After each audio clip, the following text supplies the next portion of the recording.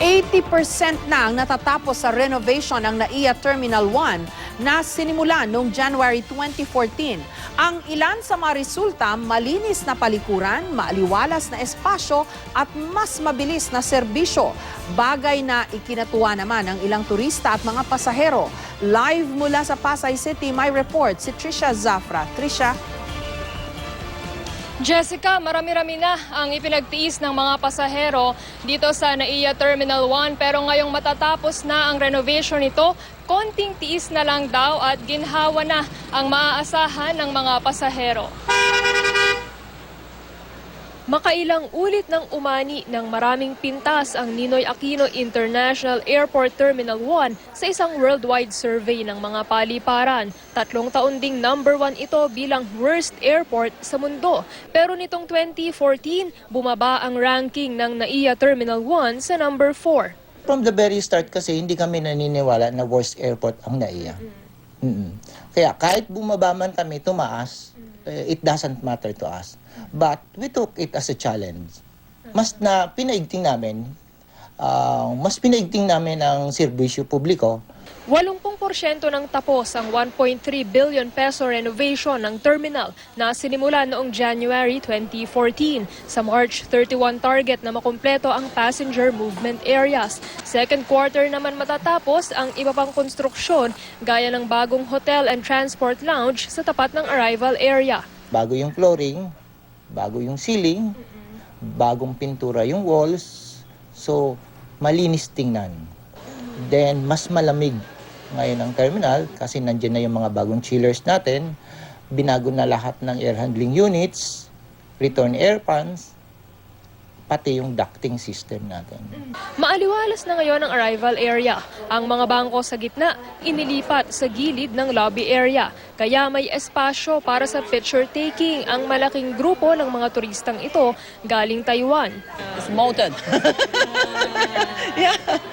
Ganito rin ang gagawin sa departure area para mas lumuwag pa. Ililipat din sa gilid ang bangko sa gitna nito. Bago ang check-in counters, pati ang weighing and filler conveyors. Ang natitirang luma, papalitan. Mas mabilis rin daw ang serbisyo ngayon sa airport. Sa mga palikuran naman na isa rin sa napulaan sa mga survey, isa lang ang nasabi ng aming mga natanong. Malinis. Malinis naman. 2010 pa raw nagsimula ang rehabilitasyon sa mga palikuran at inaasahang makukumpleto na sa 2015 ang mga inaayos pa sa parking at basement areas. Bukod sa mga equipment, pati ilang empleyado, pinalitan din ng mga bago. May mga reklamo kasing masungit umano ang mga frontline service personnel sa paliparan. May mga transfer sa ibang terminal siguro o sa ibang sa probinsya o sa main office. And is this because of their attitude?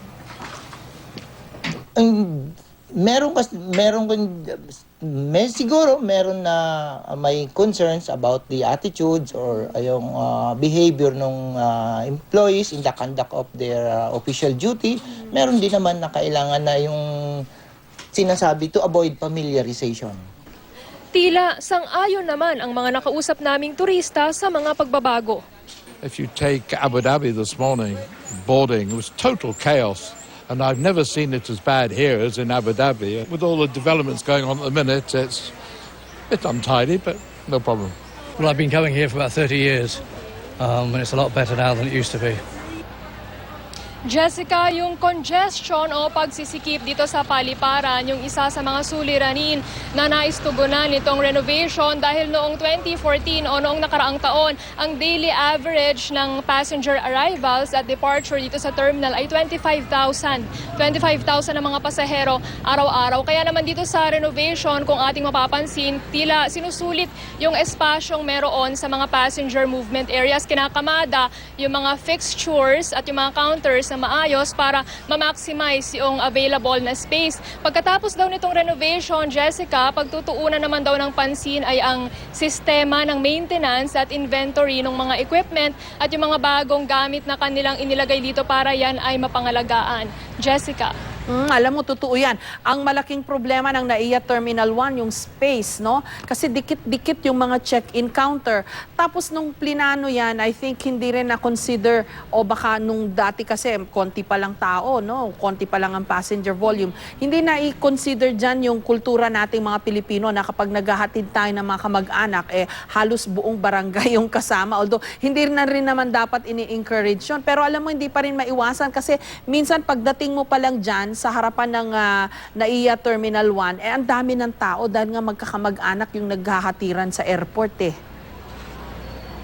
Alam mo, totoo yan, Jessica. Kaya nga dun sa may arrival area, yung tapat nun, kung mapapansin natin, no, meron dun parang isang island na nandun yung mga opisina ng mga hotel. Yan daw ay tatanggalin at gagawing kalsada. Tapos yung magagawa ng panibagong hotel and transport lounge. Sa tapat nun, hindi kalayuan, nalalakihan nila talaga. So yung espasyo na pagtatanggalan nung istruktura na yon, magiging temporary unloading bay ng mga sasakyan daw na mag-aabang o yung mga pamilya na may sasakyan na mag-aabang dun sa kanilang kaanak na dumating galing ibang bansa. So dito sa renovation na ito, Jessica, makikita nga natin na mukhang finactor in itong factor nga na ito sa ating kultura na kapag inihatid yung kaanak dito sa airport, usually nagtatagal pa dito, hindi agad umaalis o kaya naman ay kapag aabangan nila yung mga kaanak nila, talaga ilang oras bago yung arrival, nandito na rin yung mga pamilya, Jessica. In any case, mukhang mas maaliwalas na nga ngayon. Much improved ang NAIA Terminal 1. Maraming salamat sa iyo,